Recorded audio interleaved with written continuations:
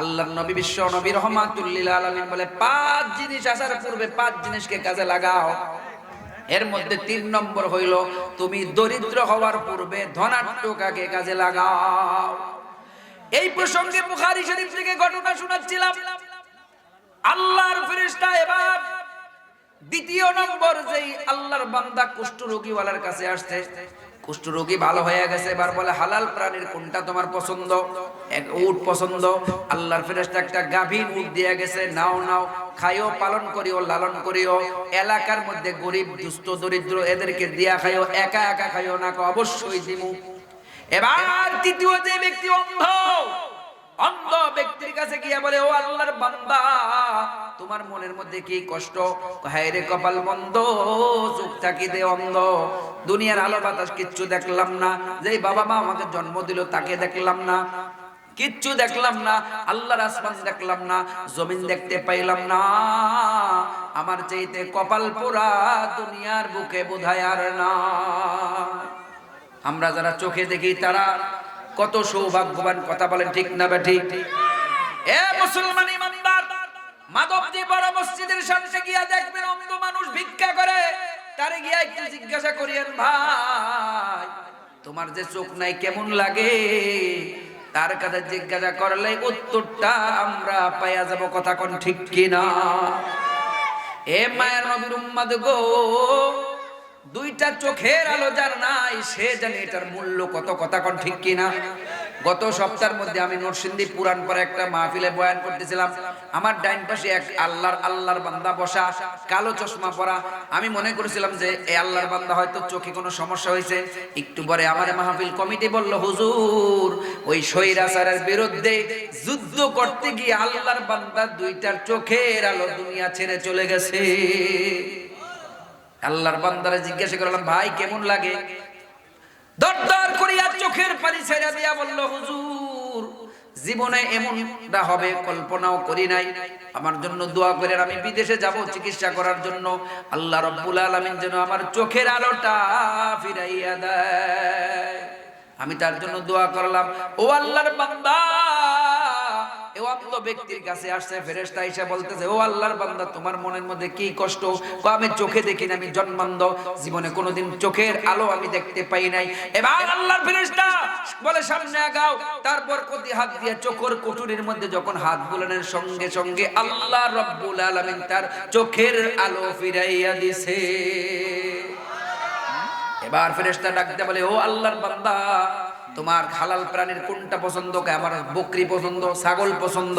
কারণ প্রত্যেক নবী ছাগল চড়াইছে, প্রত্যেক নবীকে আল্লাহ রাব্বুল আলামিন ছাগল চড়াইয়া, ছাগলের মেজাজ বুঝাইয়া উম্মত চড়ানোর জন্য আল্লাহ পাঠাইছে। জোরে কোন সুবহানাল্লাহ।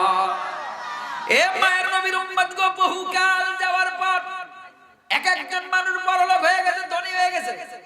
সর্বপ্রথম ওই টাকওয়ালার বাড়িতে গিয়া বলে, ও টাকওয়ালা ভাই, সে তো এখন আর টাকওয়ালা নাই, কথা কন ঠিক কিনা?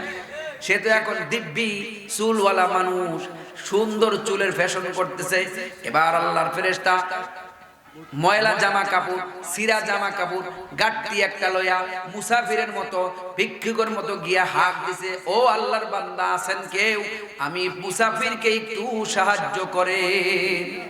যেইভাবে অভিনয় করা দরকার ওইভাবে একটা গাঠুরি লইয়া আসছে, আছে আল্লাহর কোন বান্দা আমার একটু সাহায্য করুন। এইভাবে না ভিক্ষুকরা ভিক্ষা করে? এবার আল্লাহর ফেরেশতা যখন তার বাড়ির ঘরের মধ্যে ঢুইকা বলল, আল্লাহর বান্দা এত গরু দেখা যায়, আমার একটা গরু দেন, একটা গাভী দেন, গাভীর দুধ দহন করে জামু আর খামু। কই মিয়া জানো একটা গাভীর দাম কত? হে মুসাফির তোমার কি জানা আছে? কয় ভাই আপনারা এক সময় দরিদ্র ছিলেন, আপনারা মাথার মধ্যে চুল ছিল, টাকওয়ালা ছিলেন, সমাজের মধ্যে আপনার কোনো সম্মান ছিল না, স্থান ছিল না। আহারে কত ইজ্জত বেইজ্জত হইছেন, কত লান্নত নিয়েছেন। কয় না না না, আমার বাপ দাদা 14 গোষ্ঠীর আমল থেকে আমরা চৌধুরী বংশের লোক। আসলে কি হাসা কথা না মিছা কথা? মিছা কথা, কথা কও ঠিক না? এবার আল্লাহর ফেরেশতা ডাক দেবে, আল্লাহর বান্দা যদি তুমি মিথ্যা কথা বলে থাকো, আমি তোমার দেওয়ালের ওই পাশে যাইতে না যাইতে যেন আল্লাহ তোমারে আগের মতো কইরা দেয়। ফেরেশতার বদদুয়া লেগে গেছে, যাইতে দেরি, আগের মতো আবার টাকওয়ালা হইতে দেরি নাই। নদীর এপার ভাঙে ওপার করে, এই তো নদীর খেলা।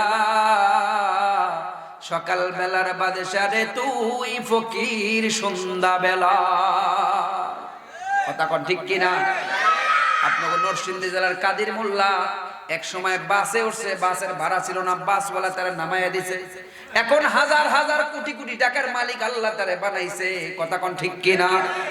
এ মায়ের নবীর উম্মত গো, এবার 2 নম্বর যে ব্যক্তির শরীরের মধ্যে কুষ্ঠ রোগী ছিল তার বাড়িতে গেছে। যাওয়ার পরে আল্লাহর ফেরেশতা মুসাফিরের ভেষ ধইরা সিরা ফারা কাপড় বইরা গিয়া বলে, ও আল্লাহর বান্দা আছেন কেউ? আমি মুসাফিরের একটু সাহায্য করেন। গিয়া বলে, ভাই কত উট দেখা যায় আপনার বাড়িতে, উটে ভইরা গেছে বাড়ি ঘর, এত সম্পত্তি আল্লাহ তারা দান করেছে। এ আল্লাহর বান্দা আমার একটা উট দেন। উটে সইরা সইরা আমি আমার দেশে যাব। এই মুসাফির, একটা উটের দাম কত জানো? একটা ল্যাংড়া উটের দামও 5 থেকে 6 লাখ টাকা। কথা কোন ঠিক কিনা? এ আল্লাহর বান্দা, তুমি কি জানো একটা উটের কত মূল্য? কয়, ভাই জানি, কিন্তু ভাই আপনারা এক সময় কুষ্ঠ রোগী ছিলেন, আপনার শরীরের মধ্যে ঘাও ছিল, প্রচন্ড দুর্গন্ধের কারণে সমাজের মানুষ আপনাকে বসতে দেয় নাই, চায়ের দোকানের মধ্যে বসতে পারেন নাই। এই আল্লাহর বান্দা সেই কথা কি মনে নাই? আপনি ছিলেন সবচেয়ে হতদরিদ্র। কয়, না না না, আমরা বাপ দাদার 14 গোষ্ঠীর আমল থেকে আমরা 12 ভুইয়ার লোক। কথা কি হাসা না মিছা? ওরে বাটপার, ওরে ছিটার, কথা কোন ঠিক কিনা? এবার আল্লাহর ফেরেশতা বলে, ও আল্লাহর বান্দা, তুমি যদি মিথ্যাবাদী হয়ে থাকো, এই দেওয়াল পার হয়ে যাইতে দেরি, আল্লাহ যেন আগের মতো করে দেয়। এবার ফেরেশতা যাইতে দেরি, আগের মতো কুষ্ঠ রোগী হইতে দেরি না। এবার তৃতীয় আল্লাহর বান্দা যে অন্ধ ছিল তার বাড়িতে পরীক্ষা করার জন্য ফেরেশতা গেছে। ফেরেশতা গিয়া বলে, ও আল্লাহর বান্দা, কেউ কি আছেন? আমি মুসাফির, অনেক দূর আমার বাড়ি, আমার যদি কয়েকটা ছাগল দিতে, ছাগলের দুধ দহন করে খাইতাম আর বাড়ি যাইতাম। অন্ধ লোক, তার তো চোখ ছিল না, সে ভালো করে কেমন যেন তাকায় তাকায় দেখে, আরে লোকটারে চেনা চেনা লাগে। এবার ডাকতে বলে, ও আল্লাহর বান্দা, তোমার কোন কোন ছাগলের পাল পছন্দ হয়? যতটা পছন্দ হয় সব তুমি লইয়া যাও, আমার কোনো দাবি না। জোরে করে আল্লাহু আকবার। পরীক্ষা করছে কয়জন রে?